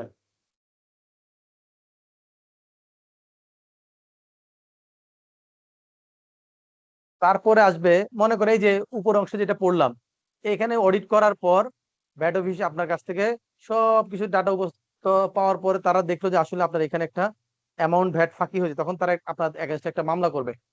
মামলা করে আপনার ওই ভ্যাট অ্যামাউন্টের জন্য একটা ক্লেম করবে আপনাকে, এই ভ্যাটটা পেমেন্ট করার জন্য এত তারিখের মধ্যে। যদি না পেমেন্ট করেন বা আপনার যদি কোনো ধরনের কি থাকে, ডিসএগ্রিমেন্ট থাকে, তাহলে সেক্ষেত্রে আপনি আপিল করতে পারবেন। এতদিনের মধ্যে এটা বলা থাকবে কোথায় আপিল করবেন, এবং আর নইলে এটিএম এর মধ্যে টাকা জমা দিতে হবে, এরকম বলা থাকবে। তো তাদের যেই দাবি, এত টাকা ভ্যাট তারা ক্লেম করছে, এই দাবির এগেনস্টে আপনাকে আপিল করার সুযোগ আছে।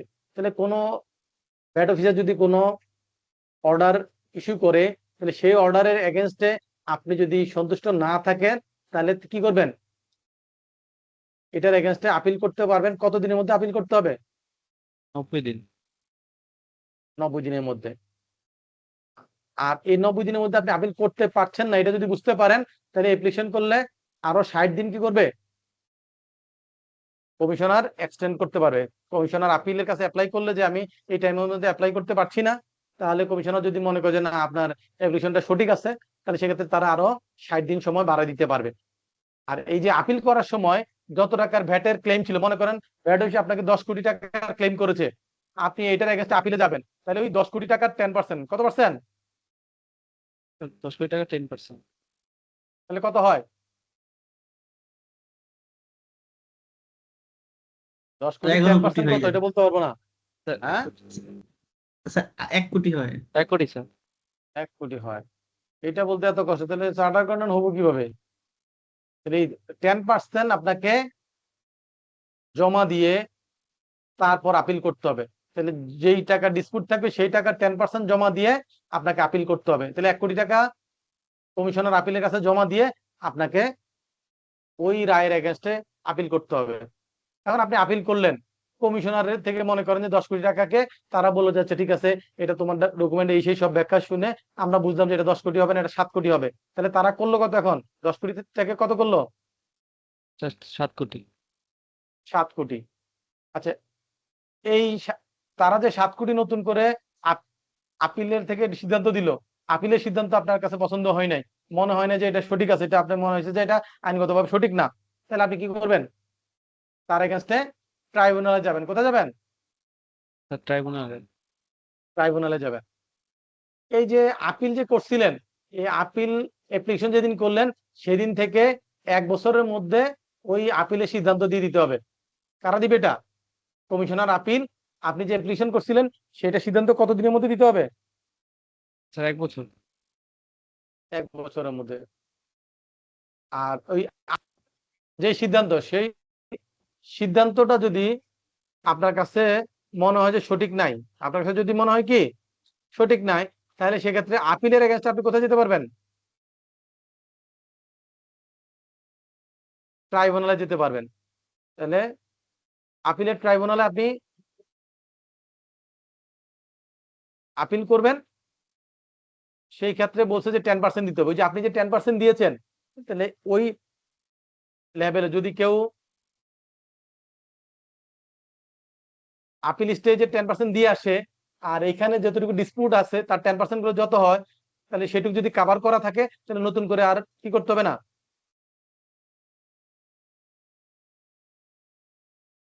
ভ্যাট জমা দিতে হবে না আপিল করার ট্রাইব্যুনালে যাওয়ার জন্য। কিন্তু যদি ওখানে 10% কভার করা না থাকে, তাহলে সেক্ষেত্রে কি করতে হবে? তো বাকি টাকা দিতে হবে তাহলে?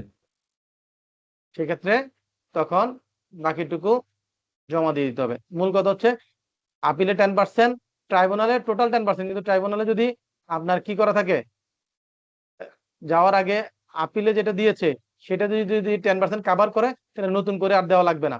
কথা কি বুঝতে পেরেছি স্যার? জি স্যার। জি স্যার।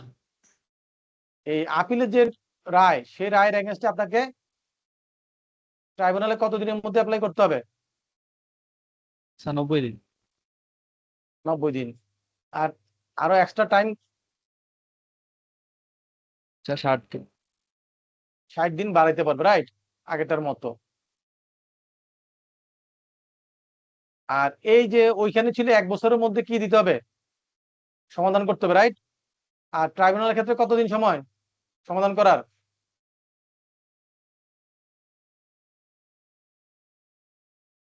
2 2 বছরের বছর। মধ্যে। তাহলে আপিল হচ্ছে 1 বছরের মধ্যে, ট্রাইব্যুনাল হচ্ছে 2 বছরের মধ্যে।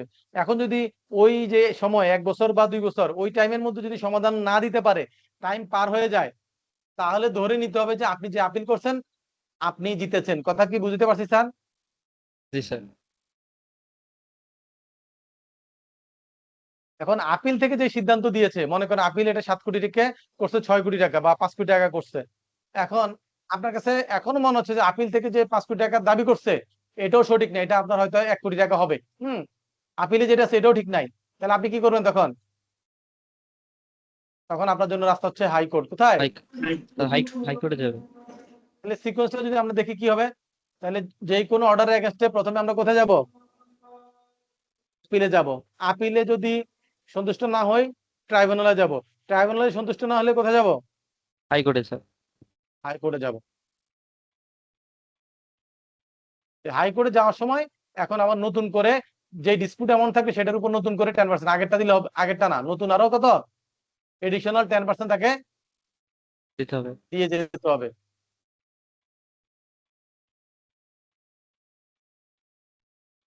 ওকে, আমরা একটু আগে বলেছিলাম যে যদি আমরা ভ্যাটের অ্যামাউন্টটা ঠিক টাইমে পরিশোধ না করি, তাহলে সেক্ষেত্রে পার মান্থ 1% ইন্টারেস্ট দিতে হবে, বলছিলাম না স্যার? জি স্যার। এবং সেটা সর্বোচ্চ, মনে করেন আপনি 5 বছর পর্যন্ত দেন নাই, তাহলে 5 বছরে কত মাস হয়? 12 মাস। তাহলে 12 মাসের ইন্টারেস্ট হওয়ার কথা, কিন্তু সর্বোচ্চ 24 মাসের পর্যন্ত ইন্টারেস্ট নেওয়া যাবে, 24 মাসের বেশি ইন্টারেস্ট নেওয়া যাবে না। তাহলে পরীক্ষা যদি আসে ভ্যাট টাইমলি পরিশোধ না করার কারণে ইন্টারেস্ট কত পার্সেন্ট হবে এবং এটা সর্বোচ্চ কত মাস হবে, আনসার কি হবে? পার মান্থ 1% আর সর্বোচ্চ 24 মাস, 2 বছর। 24 মান্থস। মনে থাকবে কিনা? জি স্যার। জি স্যার। আর যদি যদি ভিডিএস এর অ্যামাউন্ট হয়, VAT deducted exports related issue হয়, তাহলে সেক্ষেত্রে হাফ ইয়ারলি 2%। সেক্ষেত্রে কি হবে? Half yearly 2%। Half yearly 2%। এরপরে বলছে যে ভ্যাট আইন অনুযায়ী ভ্যাট সফটওয়্যার মেনটেন করার নিয়ম আছে, এটার জন্য একটা এসআরও জেনারেল অর্ডার আছে, জেনারেল অর্ডার 16/2019 সালের। সেখানে বলছে যে কোনো বিজনেস প্রতিষ্ঠানে যদি টার্নওভার 5 কোটি টাকার উপর হয়, কত টাকার উপর হয়? 5 কোটি। 5 কোটি টাকার উপরে হয়, তাহলে সেক্ষেত্রে তাকে কি করতে হবে? ভ্যাট সফটওয়্যার মেনটেন করতে হবে।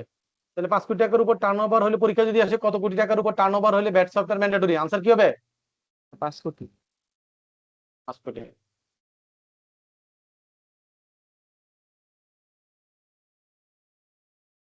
এরপর দেখেন এখানে আরেকটা আছে, সেন্ট্রাল রেজিস্ট্রেশন। আমরা পড়েছিলাম সেকেন্ড ডেতে যে সেন্ট্রাল রেজিস্ট্রেশনের ক্ষেত্রে, কেন্দ্রীয় নিবন্ধনের ক্ষেত্রে সফটওয়্যার, তাহলে যারা সেন্ট্রাল রেজিস্ট্রেশন নিবে তাদেরকে অবশ্যই কি করতে হবে? সফটওয়্যারের মাধ্যমে ভ্যাট রেজিস্ট্রেশন, যদি তার কেউ সেন্ট্রাল রেজিস্ট্রেশন নেয় তাহলে তাদেরকে অবশ্যই সফটওয়্যারের মাধ্যমে ভ্যাট রেকর্ডস মেনটেন করা লাগবে। আমরা দেখেন প্রত্যেক বছর যখন আমরা অডিট করি, অডিট করার পর ট্যাক্সের রিটার্ন সাবমিট করতে গেলে অডিটেড ফিনান্সিয়াল স্টেটমেন্টটা ট্যাক্সের রিটার্নের সময় সাবমিট করতে হয় না স্যার? ইনকাম ট্যাক্সের রিটার্নের সময় অডিট রিপোর্ট সহ কি করতে হয়? ট্যাক্স রিটার্ন সাবমিট করতে হয়। ভ্যাট আইনে এটার কাছাকাছি একটা রিকোয়ারমেন্ট আছে, সেটা হলো ভ্যাট আইনে আপনাকে যেটা করতে হবে, আপনার ইনকাম ইয়ার যেই ডেটে শেষ হবে সেই ডেট থেকে 6 মাসের মধ্যে আপনাকে অডিটেড ফিনান্সিয়াল স্টেটমেন্টটা ভ্যাট অফিসে জমা দিতে হবে। আর যদি আপনি মনে করেন যে টাইমের মধ্যে পারবেন না, তাহলে টাইম এক্সটেনশন জন্য অ্যাপ্লাই করলে আরো 6 মাস আপনাকে সময় বাড়া দিতে পারে। নর্মালি কি করতে হবে, ইয়ার এন্ড হওয়ার 6 মাসের মধ্যে, যদি জুনে বছর শেষ হয় তাহলে ডিসেম্বরের মধ্যে রিটার্ন সাবমিট করতে হবে। আর কোনো কারণে যদি ডিসেম্বরের মধ্যে দিতে না পারে তাহলে অ্যাপ্লিকেশন করে টাইম এক্সটেনশনের জন্য অ্যাপ্লিকেশন করতে হবে, করলে আরো 6 মাস পর্যন্ত সময় বাড়ায় দিতে পারে, রাইট? জি স্যার। এরপর দেখেন এগুলো কি আছে, কোন ফর্মে কি আছে, এগুলো আমরা সবগুলা বিগত ক্লাসে এগুলো সবগুলো এই পর্যন্ত যতগুলা ক্লাস হয়েছে সেগুলোতে এই জিনিসগুলো কভার করছি, রাইট? এই লিস্টগুলো একটু আপনাদেরকে পড়তে হবে পরীক্ষা আসলে, সেখান থেকে যাতে কোন ফর্মটা দিয়ে কি বুঝায়। এই যে আমরা আজকে বলছিলাম না যে ব্যাংক অ্যাকাউন্ট ফ্রিজ করার জন্য কি করতে পারে, চিঠি পাঠাইতে পারে, আছে 12.9। এখানে কোন ফর্ম দিয়ে কি বুঝায় সেই জিনিসগুলো আপনাদেরকে একটু পড়তে হবে, পরীক্ষায় এগুলা দিয়ে দিতে পারে। টোটাল লিস্ট এখানে দিয়েছে, সেই লিস্টটা আপনাদেরকে একটু ফলো করতে হবে, করে এটা একটু মনে রাখা লাগবে। এইটুক পর্যন্ত হচ্ছে আমাদের ভ্যাটের সিলেবাস। এই যে দেখেন এগুলো আমরা ভ্যাটের প্রথম ক্লাসে সব শিখেছি, যত ধরনের রেটের ইস্যুজ আছে, first schedule, second schedule, third schedule, সব পড়ছি না স্যার? এই যেগুলো সব থার্ড শিডিউল ইস্যু, তাই না? এগুলো সব আমাদের পড়া আছে। এখানে হচ্ছে ভ্যাট আর টার্নওভারের মধ্যে পার্থক্য, এটা আমরা আগেই পড়েছি। ভ্যাটের ক্ষেত্রে হচ্ছে 15% বা স্পেসিফিক রেট অথবা বিভিন্ন রেট হইতে পারে। টার্নওভারের ক্ষেত্রে স্ট্রেট কত পার্সেন্ট? 4%। টার্নওভারের ক্ষেত্রে ট্যাক্স রিবেট পাওয়া যায় না, ভ্যাটের ক্ষেত্রে পাওয়া যায়, সাবজেক্ট টু কি 15% অথবা 0 রেটের সাপ্লাই হলে সেটার ক্ষেত্রে। এই জিনিসগুলো এখানে বলছে। ভ্যাটের ট্যাক্স পিরিয়ড হচ্ছে এক একটা ক্যালেন্ডার মান্থ। আর ইয়ের ক্ষেত্রে এই যে এদের ক্ষেত্রে এই তিনটা ব্যতিক্রম আছে, কনস্ট্রাকশন ফার্ম, প্রকিউরমেন্ট প্রোভাইডার আর হচ্ছে ক্লিয়ারিং ফরওয়ার্ডিং। এই তিন ধরনের বিজনেসের ক্ষেত্রে হচ্ছে হাফ ইয়ারলি, যদি উইথহোল্ডিং এন্টিটি না হয়। যদি উইথহোল্ডিং এন্টিটি হয় তাহলে সেক্ষেত্রে পার মান্থ, কিন্তু যদি হাফ ইয়ারলি হয় তাহলে এই তিন ধরনের বিজনেসের ক্ষেত্রে তাদের ক্ষেত্রে কি হবে, সেটা হাফ ইয়ারলি যদি তারা উইথহোল্ডিং এন্টিটি না হয়। আর টার্নওভার ট্যাক্সের ক্ষেত্রে কোয়ার্টারলি হয়। এগুলা এগুলো আমরা সব পড়েছি, এগুলা জাস্ট এখানে দুইটা পাশাপাশি দিচ্ছে। ভ্যাটের ক্ষেত্রে 9.1 হচ্ছে তার কি ভ্যাট রিটার্ন, এবং এটা 15 তারিখের মধ্যে দিতে হয়। 9.2 হচ্ছে টার্নওভার ট্যাক্সের ক্ষেত্রে, এবং সেটা হচ্ছে কোয়ার্টার এন্ড হওয়ার পরবর্তী 15 দিনের মধ্যে। তাহলে মার্চ শেষ হওয়ার হইলে এপ্রিলের 15 তারিখ, জুন শেষ হইলে জুলাইয়ের 15 তারিখ। এগুলো হচ্ছে এরকম। এইটুকু পর্যন্ত হচ্ছে আমাদের এই ভ্যাটের সিলেবাস এবং আমাদের পড়াশোনা এইটুকু পর্যন্তই শেষ। আপনারা এইটুকু যেভাবে পড়াইলাম, যেভাবে দেখাইলাম, এগুলো ঠিক মতো পড়লে ইনশাল্লাহ আপনারা ভ্যাটের 40 যে এরিয়া আছে 40তে 40 আপনি আনসার করতে পারবেন। আর বাকি থাকবে পাস করার জন্য ইনকাম ট্যাক্সের এরিয়া পড়তে, সেখানে ইন্ডিভিজুয়ালের ম্যাথ গুলা আর হচ্ছে কোম্পানির বিজনেসের ম্যাথ গুলা করলে সেখান থেকে আরো 25 মার্কের মতো আপনার কভার হবে। আর বাকি অংশটুকু কি হবে, বিভিন্ন ধরনের থিওরিটিক্যাল এরিয়া, সেগুলো আমরা বিভিন্ন ক্লাসের সামনে বলে দিব। ভ্যাটের আলোচনা আজকে পর্যন্ত শেষ। আজকে যেটা করব, আপনাদেরকে কাস্টমসের ম্যাটেরিয়ালসটা দিয়ে দিব। আপনাদের ম্যানুয়ালে কাস্টমসের ম্যাটেরিয়ালসটা বাংলায় আছে, কিসে আছে, ম্যাক্সিমাম হচ্ছে বাংলায়। তো সেটার ইংলিশ ভার্সনটা আমি আপনাদেরকে দিয়ে দিব। কাস্টমসে অনেক বেশি পড়াশোনা করার দরকার নেই, কারণ কাস্টম থেকে মার্কস আসবে 5 মার্ক মাত্র। এই 5 মার্কের জন্য আপনাদের ম্যানুয়ালে 396 পেজ আছে কাস্টমসের এরিয়া, কিন্তু 396 পেজ পেরে পড়াশোনা করে 5 মার্ক, আর এখানে 60 পেজ পরে 40 মার্ক, কোনটা বেশি ভালো? 60 পেজ পরে 40 মার্ক। ভ্যাটের এই 60 পেজ পড়লে আপনার 40 মার্ক, আর কাস্টমসের 396 পেজ পড়লে হচ্ছে আপনার 5 মার্ক। আপনার ওইখানে সময় নষ্ট করার কোনো দরকার আছে স্যার? ও স্যার। নাই।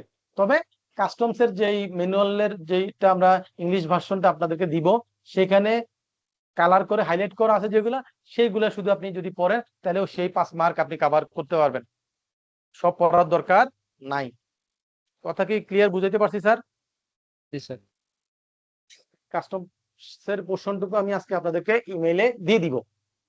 নেক্সট ক্লাসগুলোতে আমরা যেটা করব, আপনাদের যারা অন্য পার্টিসিপেন্ট আছে, গ্রুপ আছে না আপনাদের হোয়াটসঅ্যাপ গ্রুপ, জি স্যার আছে। তাদেরকে বলবেন যে পরবর্তী 2টা ক্লাস যাতে মিস না করে, কারণ ওই পরবর্তী 2টা ক্লাসে ভ্যাট ইনকাম ট্যাক্সের যত ম্যাথ আছে, ইনকাম ট্যাক্সের কি কত ম্যাথ? যত ম্যাথ আছে সকল ম্যাথ ওই আগামী 2টা ক্লাসে শেষ হবে। তাহলে ওইটা যদি মিস করে, সে ইনকাম ট্যাক্সের 25 থেকে 30 মার্কস মিস করে ফেলবে। তাহলে তাকে ওই আগামী ওই 2টা ক্লাস কেউ যাতে মিস না করে। কথা কি বুঝতে পারছি স্যার? জি স্যার। এটা আপনারা যারা সিআর আছেন, ক্লাস রিপ্রেজেন্টেটিভ, তাদের দায়িত্ব। আপনারা হোয়াটসঅ্যাপ গ্রুপে একটু বলে দিবেন যে আগামী আমার যে 2টা ক্লাস হবে সেই 2টা ক্লাস যাতে মিস না করে। ওই 2টা ক্লাসে আমরা ইনশাল্লাহ ইনকাম ট্যাক্সের ম্যাথ এরিয়াটা সব কভার করে ফেলবো, কিচ্ছু বাদ থাকবে না। তো আমাদের সিলেবাস এই পর্যন্তই ছিল ভ্যাটের। আশা করি সবাই বুঝতে পেরেছেন। ভালোভাবে পড়াশোনা করেন, পরীক্ষা ভালো করেন, দোয়া রইল, আর আমার জন্য দোয়া করবেন। ভালো স্যার, থাকবেন। আজকে আসসালামু আলাইকুম। স্যার আজকে এখানেই শেষ। আজকে এখানে শেষ, রাইট? স্যার আপনার একটু স্যার হোয়াটসঅ্যাপ আমরা নাম্বার দেওয়া যায়? অ্যাপ্রক্সিমেটলি স্যার আমাদের এক্সামটা কবে হবে? এক্সাম তো আইসিবির ওয়েবসাইটে তো দেওয়াই আছে, সারা বছর কবে কবে পরীক্ষা হবে সব তো ওখানে বলাই আছে। আছে না স্যার স্যার? আগস্ট থেকে অগাস্টে শুরু হবে। হবে, আগস্টের 6 তারিখ থেকে। এই তো, তাহলে অন্যরা জানে, আমার ম্যাডাম জানে না কেন? ম্যাডাম তো অ্যাডভান্স না, বোঝা যাচ্ছে। এই আরো অ্যাক্টিভ হইতে হবে ম্যাডাম। এগুলো জি স্যার। আইসিবি বছরের শুরুতেই সব ডিক্লেয়ার করে রাখে, ওয়েবসাইটে থাকে। তারপরে যদি আপনি আমাকে জিজ্ঞেস করেন তাহলে কেমনে হবে? আর কারো কোনো কিছু বলার আছে? স্যার আপনার হোয়াটসঅ্যাপটা দেওয়া যায়? বুঝি নাই। স্যার আপনার হোয়াটসঅ্যাপ নাম্বারটা দেওয়া যায়? আপনি কি আমার ম্যাটেরিয়ালস গুলা পেয়েছেন কখনো ইমেল? জি স্যার। স্যার ওই একবার ইমেলের পেয়েছি। মধ্যেই তো, হ্যাঁ ইমেলের মধ্যেই তো, একবার কেন, ওই ইমেলের মধ্যেই তো আমার সব ঠিকানা, নাম্বার টাম্বার সব দেওয়া আছে। ঠিক আছে। তাহলে শুধু যেটা করতে হবে, চোখ কান খোলা রাখতে হবে, অ্যাক্টিভ থাকতে হবে, তাহলে আর জি স্যার। আমাকে জিজ্ঞেস করা লাগবে না। এগুলো সব শেয়ার করা আছে আপনাদের ওই ইমেলের মধ্যে, দেখবেন ইমেলের বডির মধ্যে আমার নাম, ঠিকানা, ফার্মের নাম সবকিছু এখানে দেওয়া আছে।